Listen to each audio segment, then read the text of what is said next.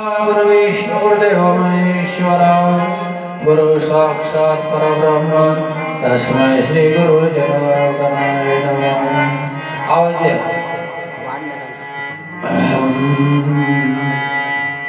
जनार्दन जनार्दन सद्गुरु स्वामी जनार्दन जनार्दन जनार्दन सद्गुरु स्वामी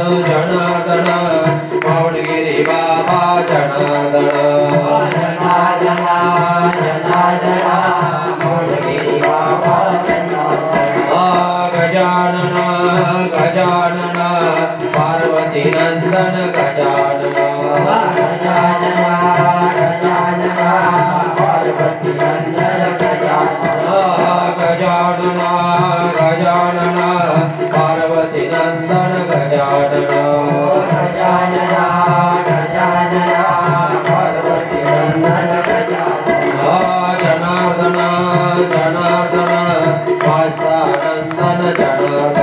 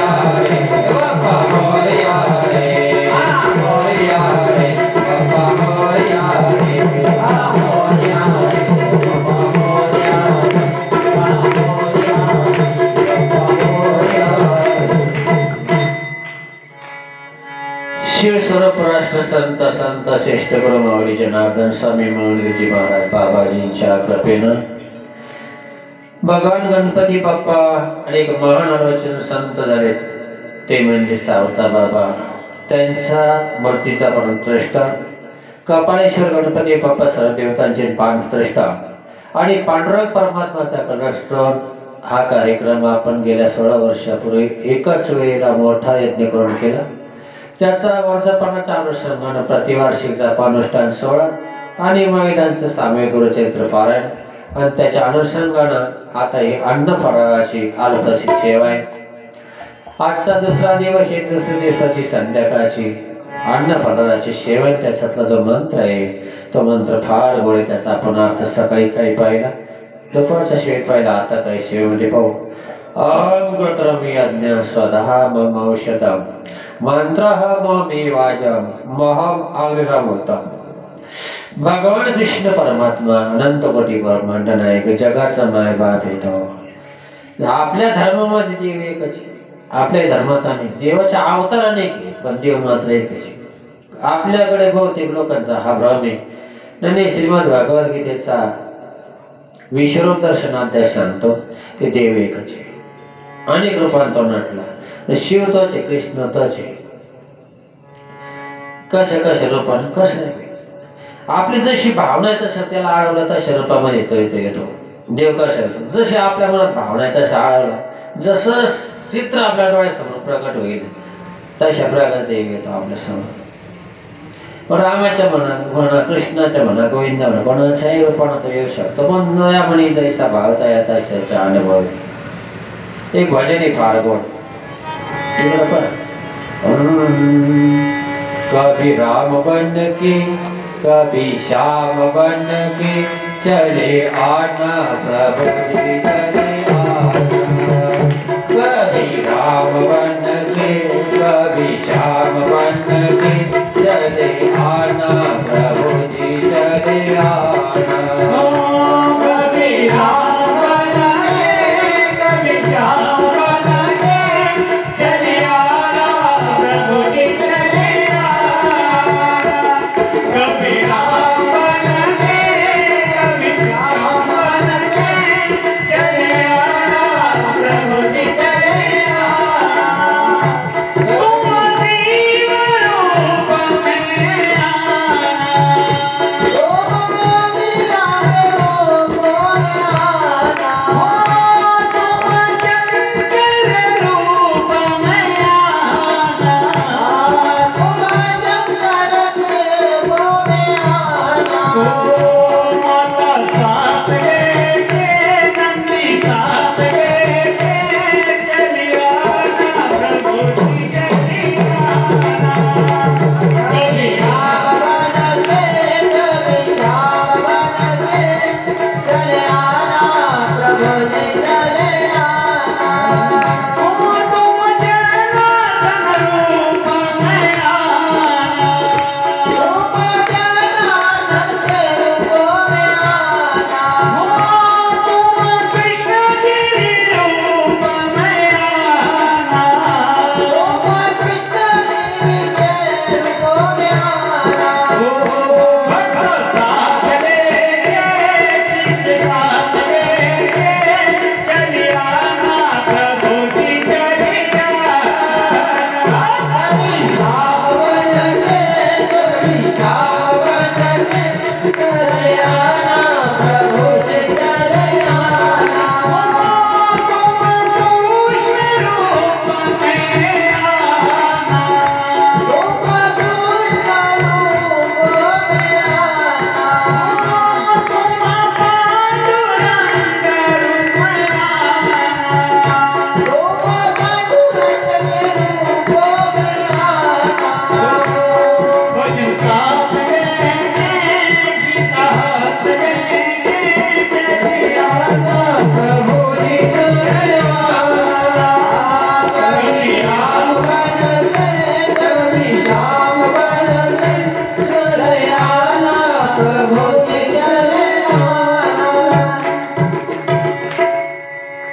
तसं रूपामध्ये भगवंत येतो आणि भगवान कृष्ण परमात्मा. श्रीमद भागवत गीता वाचली पाहिजे किंवा आता सकाळीनं भजन म्हणलं ज्ञानेश्वर तरी वाचली पाहिजे. वाचेल तर वाचेल बाबा हो, वाचनाचा छंद पाहिजे तेव्हा जीवन बदलत, अन्यथा नाही.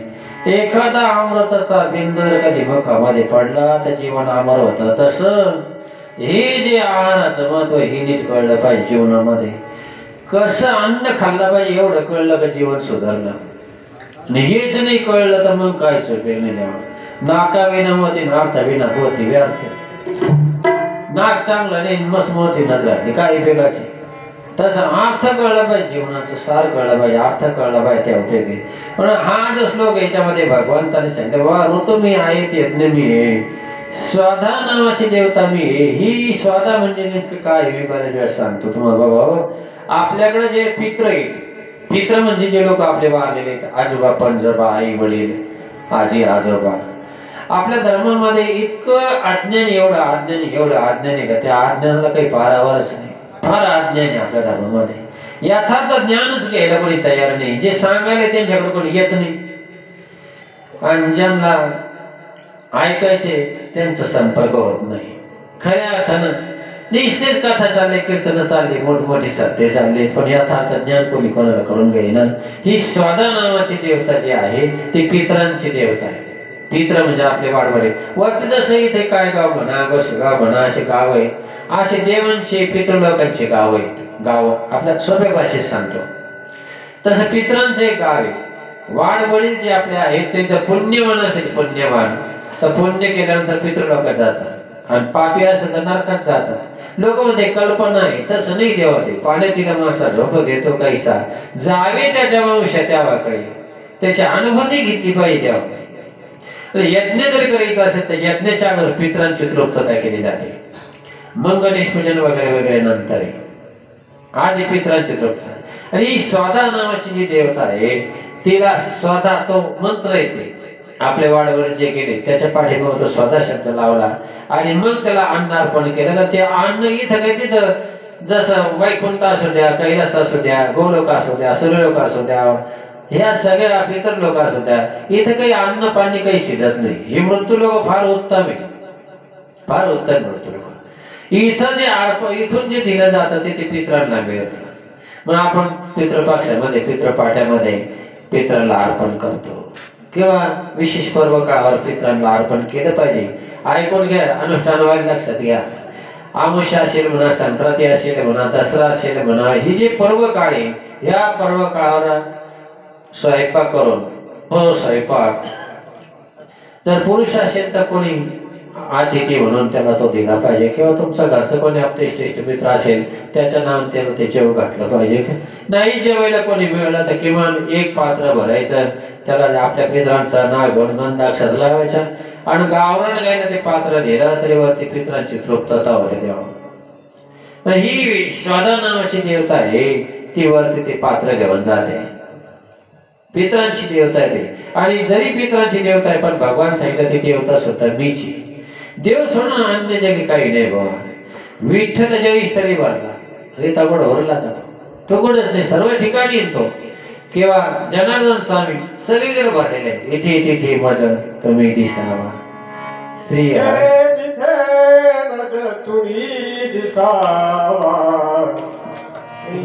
श्री हरी श्री जनार्दन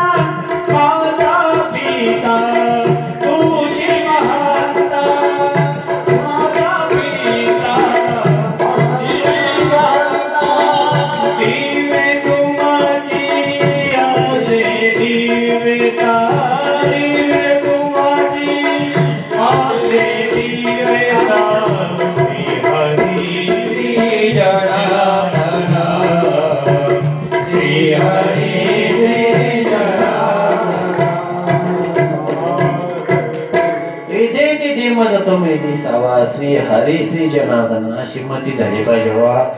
मतीचं शिवती तशीच गती. मग म्हणून सांगितलं की स्वादा नावाची देवता सुद्धा भगवंताने सांगितलं ते मी आहे.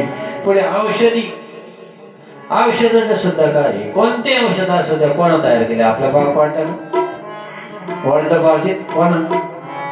अरे काय किंमत आहे त्या भगवंताची. आपल्याला मका असू द्या, सरके असू द्या, गहू भाजी सगळं पेरावं लागत. मग हे जंगलामध्ये वनस्पती कोणा लावल्या? कर नाही विचार कधीतरी एकदा. कोणी लावलाय वनस्पती? आपलं कशा आपोआप येतात, कशा येतात आपोआप, म्हणजे त्याला करता कोणतरी आहे ना. या वनस्पती लावणारच होतो तो परमपिता परमेश्वर आहे ना.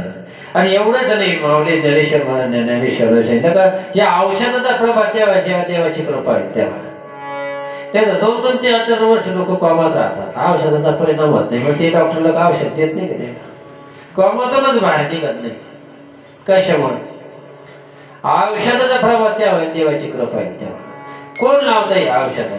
हजारो किलोमीटरचे जंगल आहे, त्या जंगलामध्ये नाना प्रकारच्या औषधी वनस्पती आहेत. अरे इतके औषधी वनस्पती आपल्याला त्याची माहिती नाही किंवा तिकडे आम्ही संदेशाला जाऊ नये, पण असे बोट तुटलं नाही तर असं चिटकून दिलं ती वनस्पती बांधली का सकाळपर्यंत लगेच टच काय ऑपरेशन करायची गरज नाही. अशा पेठ सारख्या सुकाण्यासारख्या भागामध्ये सकाळीच्या आम्ही गेलो होतो की तिथे तरी खोरीमध्ये काय प्रकारे शेपूजरी वगैरे तिकडं इतक्या वनस्पती भारी भारी तिकडे त्या भागामध्ये द्यावं. पण लावल्या कोणी हा प्रश्न आहे ना सगळ्यात महत्वाचा. बरं लावल्यानंतर त्याच्यात औषधी गुणधर्म कोण भरतं सांगा? जरी ती वनस्पती लावली आपण शेतावरही लावली वा आपण वावरामध्ये पेरणी लावली समजा, त्याला नुसतं पाणी भरतो, पण त्या औषधीतला जो गुणधर्म आहे तो भरणारा कोण आहे? आपण शेतकरी, आपण स्वतः आहे का दुसरं कोणी? जो कोणी आहे तो परमेश्वर आहे. याचाच अर्थ त्या वनस्पतीमध्ये सुद्धा भगवंताचंच चैतन्य आहे, तेव्हा आपल्या शरीरामध्ये त्याचा परिणाम घडतो. म्हणून देवाने सांगितलं बाबा हे औषधी सुद्धा कोण आहे तर मीच आहे. म्हणजे औषध घेताना सुद्धा आपण तो भगवंताचा अंश आहे, म्हणून जर औषध घेतलं तर त्याचा परिणाम शरीरावर लवकर होतो. पुढे मंत्र सांगितलं मीच आहे. भगवंताने काय मंत्र आपल्या 12 खडीमध्ये 52 अक्षर आहे. 52 अक्षराची एक विशिष्ट प्रकारची रचना केल्यानंतर त्याचे मंत्र तयार होतात. मंत्रांचा प्रभाव आहे का? निश्चितपणे आहे. देवा मंत्र कोणी? भगवंतच आहे ना.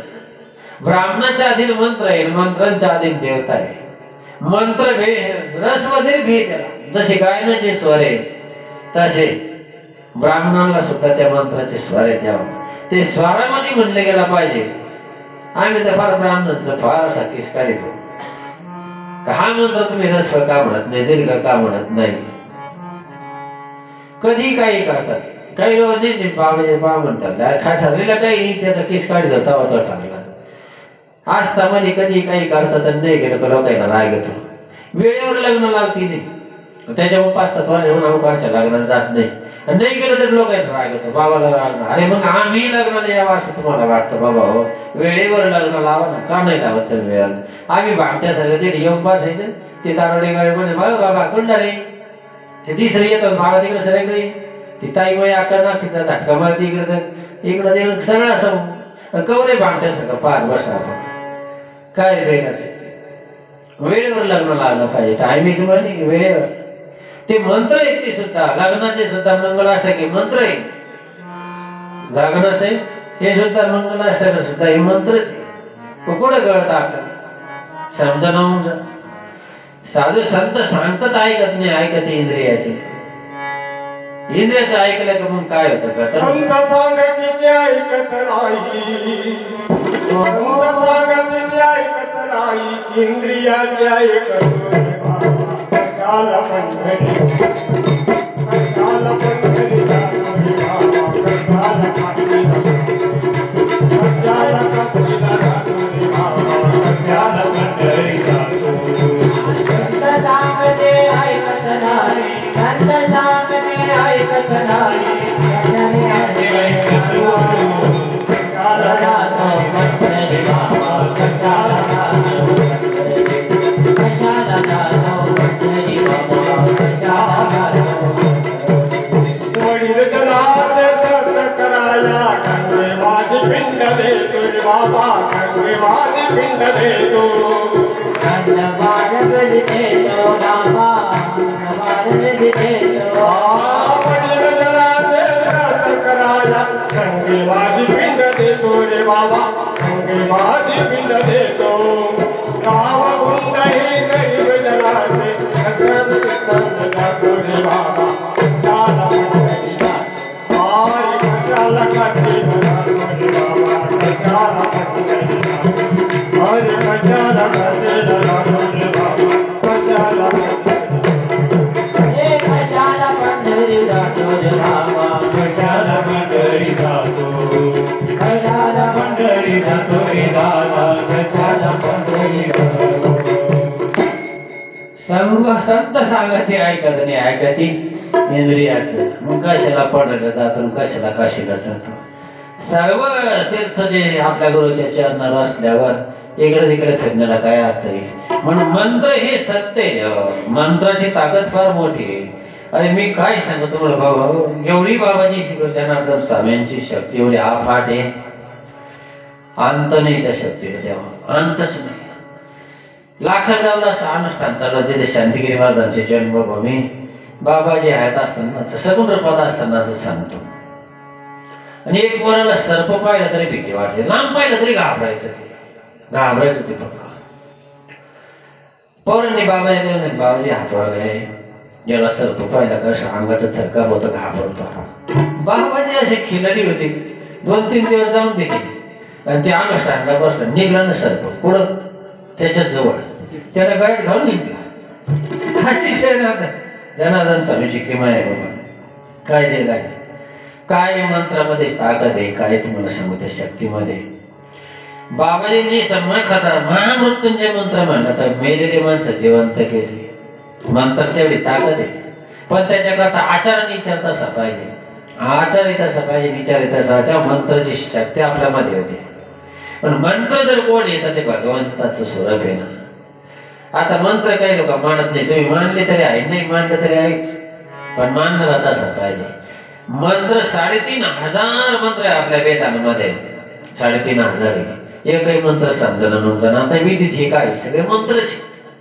पण आता कळणार, काल साईन पावर मारण सांगितलं नाही की ज्याच्या घरामध्ये जारण तारण मारण उच्चाटन समन करणी कबड्डी भूतबाधा प्रेतबाधा पिशाची दिबाधा एवढी तिचे प्रकार आहे. पण हे विधीतले मंत्र म्हणतात का सगळं निघून जातं बाबा. पण म्हणतच कोणी म्हणजे त्या पिढ्या मागण्यात येतं आणि विधी वाचायचा पत्ता नाही. ज्या घरामध्ये विधी वाचले जात नसत ते सगळे लोक पापी म्हणणार आहे, ते पापीचे. पण मंत्र सांगायचं मला का मंत्राची पॉवर फार मोठी. एकदा नाशिक असतं मधला प्रसंग मंत्राला आठवला म्हणून सांगतो. मंत्रात किती ताकद राहते ते सांगायचे. आणि जनार्दन स्वामींनी ट्रस्ट केलं, विश्वस्त मंडळ केलं. आणि केल्यानंतर आता त्यावेळेला ऑफिसला सहाय्य करायला जायचं. ऑफिसर लोक थोडे ताठट राहतात, त्यांना साधं संत देव हे लोक मानत नाही, बहुशी सगळेच मानतात असं नाही. आणि मग सांगितलं की तुमचं ट्रस्टवर सही करावं लागत. जनार्दन स्वामींना त्यांना ऑफिसला घेऊन या, कलेक्टर ऑफिसला दिलं. ट्रस्टी मंडळीनं सूचना केली की साहेब बाबाजींना चालता येत नाही, डोलीमध्ये बसेल असतात आणि त्याच्यामुळे एवढं लांब आणणं शक्य काही गोष्ट. बरं आणलं बी तर बाबाजीला परत तेवढं डोलीमध्ये आणणं येणं शक्य नाही. ते ऑफिसला ते काही माहीत नाही आम्हाला, आम्ही काही तिथं काही रजिस्टर घेऊन येणार नाही. तुम्हाला सहाय्य करायचं असेल तर इथपर्यंत आणावं लागेल. आता मोठा आणण्याचा प्रश्न पडला. आता साहेब लोक तिकडं ऐकायला आणि बाबाजीला न्यावं कसं हाही प्रश्न पडला. कारण बाबाजी मग डोलीमध्ये बसेल असायचे. बाबाजीचे पाय अपंग होते, चालता येत नव्हतं. माझा प्रारंभ आहे, मी या हाताने बाबाजींची चरणाची सेवा केलेली, त्याच्यामुळे फार पुण्यवाने भाग्यवाने. एक संतांच्या अंगावर खेळलं नाही, कोणत्याला वाढलं नाही, राहिलं नाही, मरेपर्यंत त्यांचं कार्य करायला मिळतं. त्याच्यापेक्षा आणखी काय पुण्य पाहिजे. प्रभु कार्य करण्या लाजू कशाला, प्रभु कार्य करण्या लाजू कशाला. माझी चिंता माझ्या सद्गुरूला, माझ्या सद्गुरूला. माझी चिंता माझ्या सद्गुरूला, माझ्या सद्गुरूला. प्रभु कार्य करण्या लाजू कशाला, प्रभु कार्य करण्या लाजू कशाला. माझी चिंता माझ्या सद्गुरूला, जनार्दना. माझी चिंता माझ्या सद्गुरूला,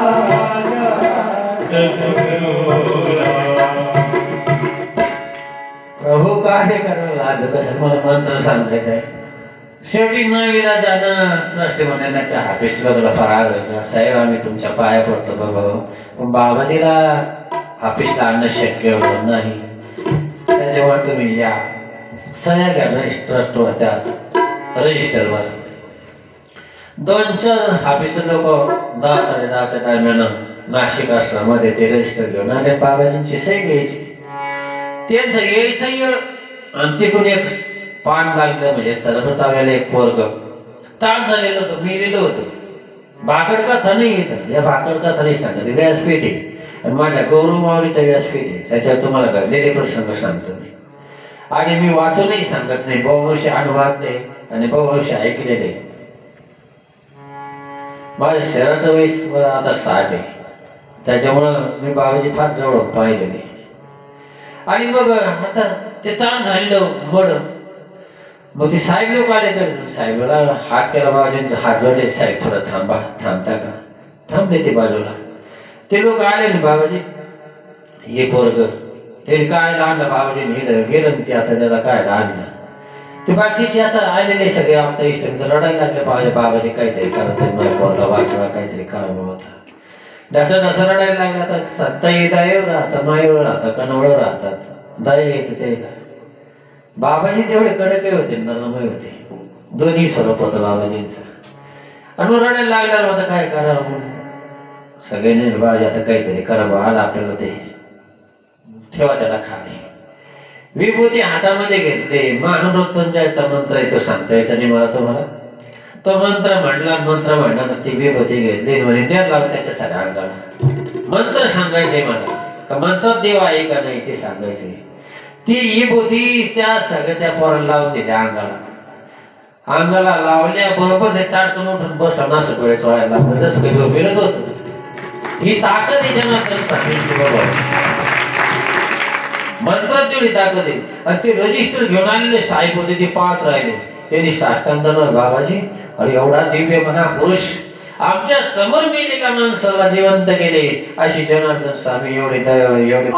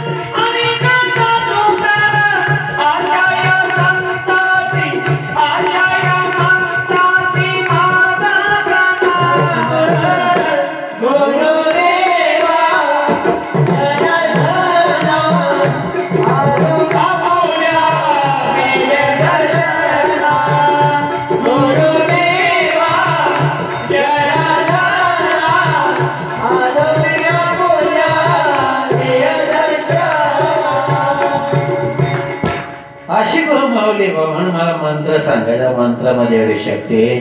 त्या वेदीच्या ग्रंथामध्ये एवढे मंत्र काढलेले, एवढं जर मंत्र पाठ केले तर केवढी मोठी शक्ती आपल्या तयार बघावं. आज तुम्हाला कळवाय नाही, इथं अनुष्ठान करायचं म्हणजे काय करायचे, तुम्हाला मंत्र दिलेला आहे. त्या मंत्राचं जर ध्यान लावून तुम्ही जप केला तर देवाचं चैतन्य त्याच्यामध्ये निर्माण होईल, एक वेगळ्या प्रकारची ऊर्जेचा स्रोत तुमच्या शरीरामध्ये तयार होईल, सगळ्या प्रकारचा पापाचा नाश होऊन जाईल. म्हणून मंत्राला कधीही समजू नका ते ही म्हणून. ओम जनार्दनाय तरलो पाय तारक मंत्र गुरुचा, जनार्दनाय तारक मंत्र गुरुचा. ओम जनार्दनाय, ओम जनार्दनाय, ओम जनार्दनाय, जनार्दनाय तारक मंत्र गुरुचा, जनार्दनाय, जनार्दनाय तारक गुरु मंत्राचा. हो तारक मंत्र गुरुचा, उतर भक्त जनाचा, तारक गुरु मंत्राचा, तारक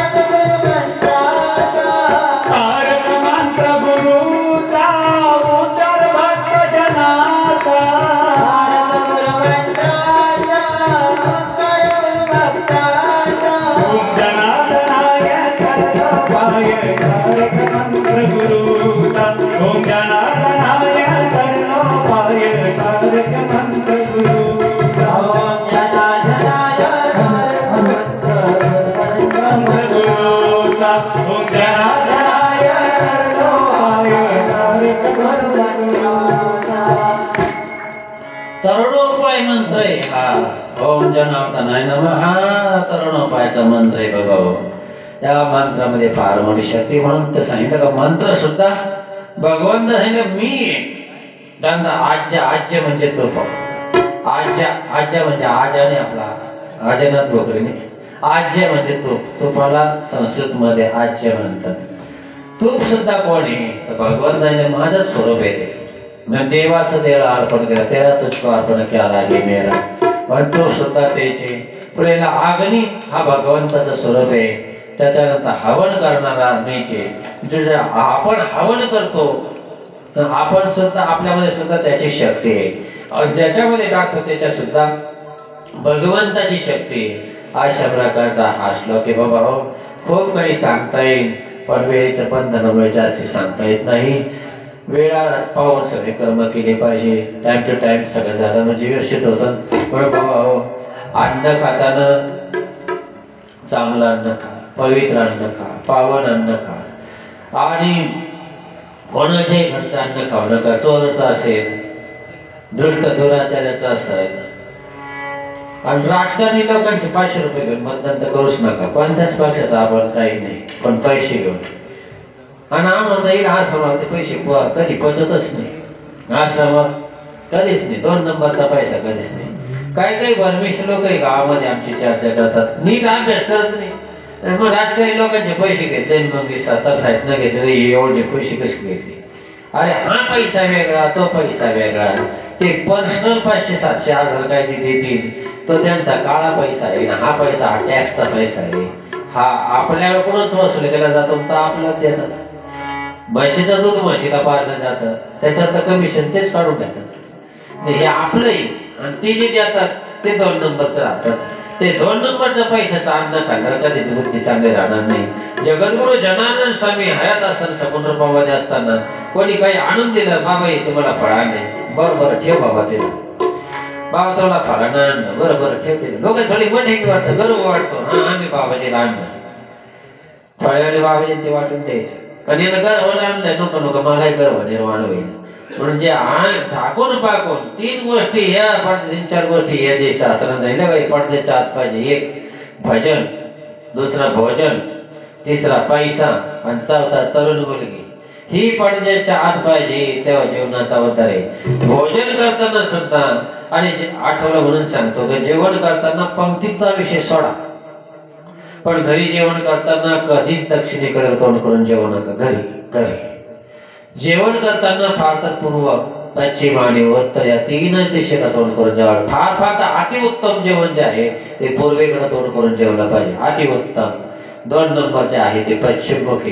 3 नंबरचं जेवण आहे ते उत्तरमुखी आणि दक्षिणमुखी जेवण हे निषिद्ध सांगितलेलं आहे. दक्षिणेकडे तोंड करून जेवण जर आपण केलं तर ते अन्न जे ते अन्न आपल्या पोटात न जाता राक्षसाच्या पोटात जातो.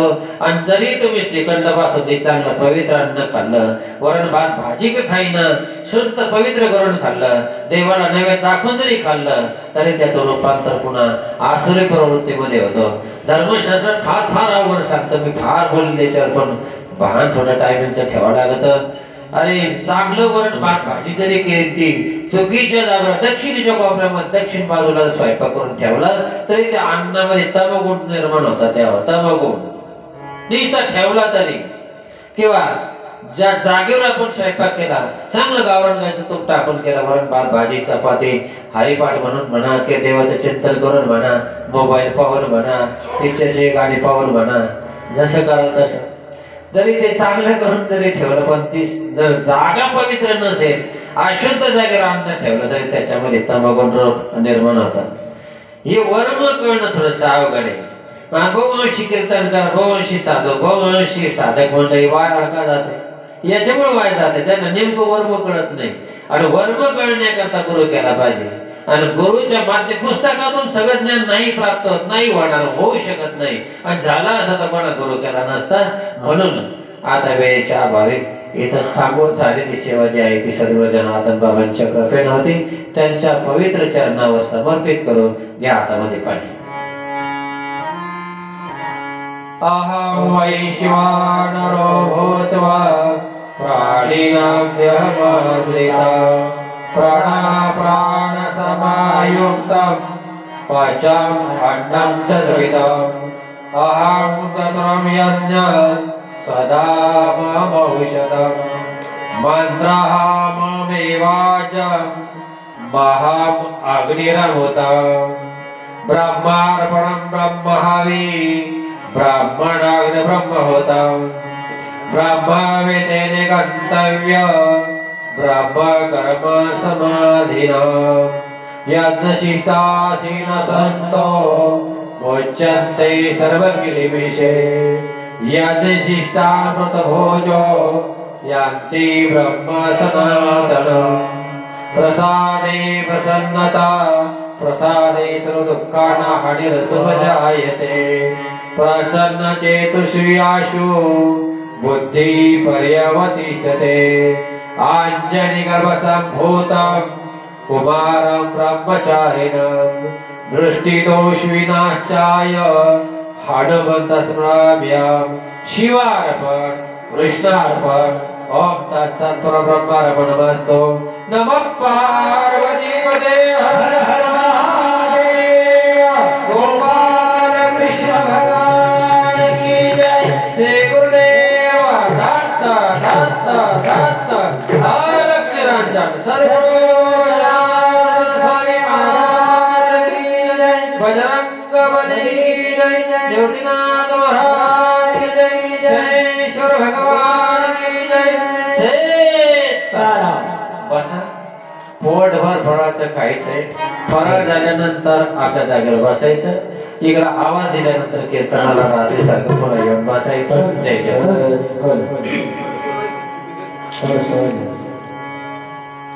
आवडीने मारा जनार्दन गाई